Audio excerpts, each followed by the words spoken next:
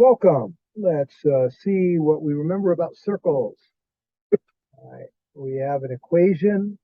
Write the equation for a circle. And then the center, the x value of the center is usually called h, and the y value of the center is usually k, which helps us to know what to put into these spots here. So the standard form of the equation here would be x minus 2 squared plus y plus 1 squared. Notice that's minus a negative 1 there, this negative 1. And that's equal to 3 squared, or rather 9.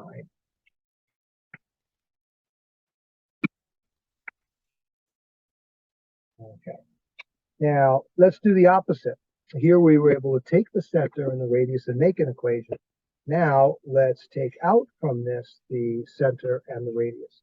So this and this will help us get the center. So the center in this case will be opposite signs. The x value is an opposite sign. The y value is an opposite sign. So the center is at the point 4, negative 2. And the radius, this is radius squared. So you take the square root of it. So the radius is equal to 6. And it can't be the negative 6 because it's distance. So it's not plus or minus because of the practical aspect of the distance. And that's all that we need to figure that out. Now let's graph one. Okay. So we know the center is at 4 and negative 2. So let's go to it. Okay. 4 and negative 2. And the radius is 6. So let's count up 6. Sideways 6. Whoa, looks like we'll have to go a couple places past it. Down 6. And to the left 6. And then you do a general curve.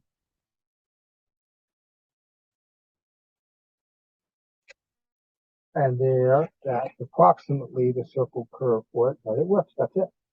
All right, now,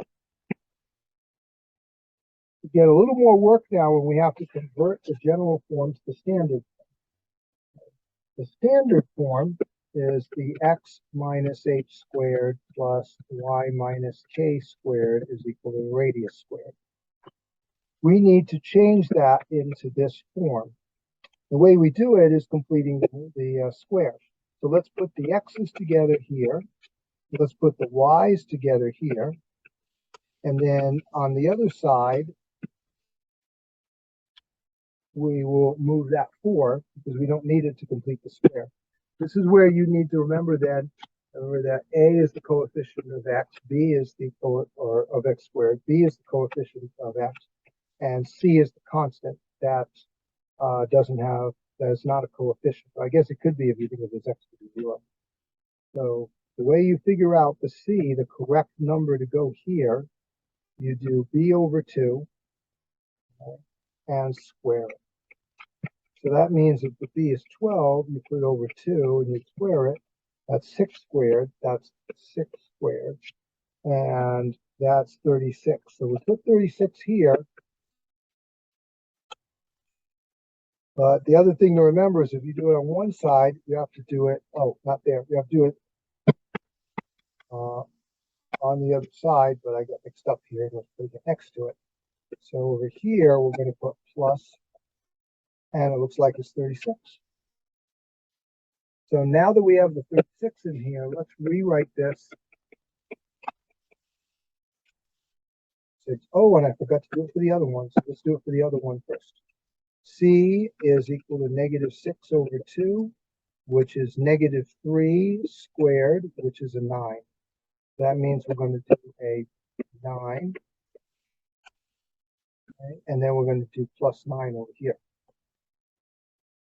So now we have yx squared plus 12x plus 36, which is x plus 6 squared. You take half of the b and use the same sign, and that gives you the parentheses or the perfect square amount. Okay, and then we're going to do plus whatever these y's are. Now here we need to get to a plus 9 and negative 6, and it becomes a negative 3 squared is equal to to, oh, 4 plus 36 plus 9, that's 49. That tells us the radius for this is 7. Okay.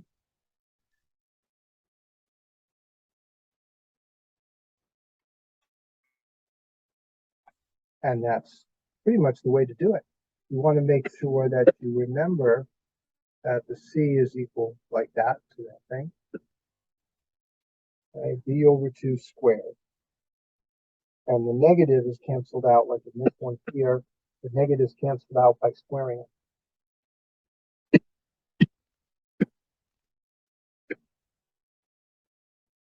Well, thank you for listening and watching. Hopefully this helped with this section here.